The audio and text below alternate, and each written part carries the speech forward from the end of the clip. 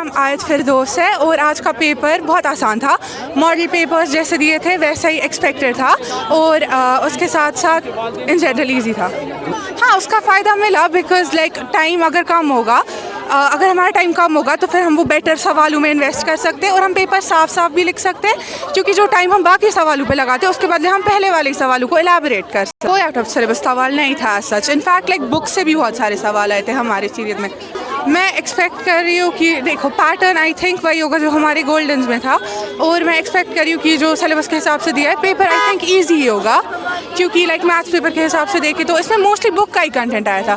तो similarly science में numericals वगैरह भी वहीं से होंगे और SST में भी यूजुअली बुक वाले क्वेश्चन ही वापस पुट करते हैं पेपर। मेरा नाम हिब्बा है, मैं कॉन्वेंट में पढ़ती हूँ और पहला पेपर बहुत इजी था।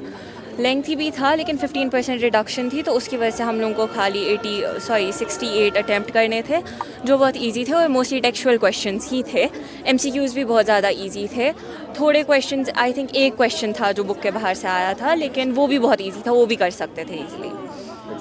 पहला पेपर था तो बहुत ज़्यादा स्ट्रेस था कि पता नहीं क्या होगा कैसे होगा, लेकिन उसके बाद जैसे अंदर गए तो फिर वो थोड़ा काम डाउन हो गए और फिर पेपर देखा तो ईजी था, तो ज़्यादा स्ट्रेस नहीं था लिखते लिखते। बहुत फ्रेंडली थे, डाउट्स अच्छे से क्लियर किए और हमारी बहुत ज़्यादा लाइक हेल्प की अगर कहीं पे कुछ डाउट था या फिर क्वेश्चन समझ नहीं आ रहा था। आगे की पेपर कैसी रहेगी उनके लिए, प्रिपरेशन कैसी रहेगी उनके लिए? प्रिपरेशन तो उनके लिए भी अच्छी करनी है, वो बाकी भी टफ़ है। अब साइंस है, SST वगैरह।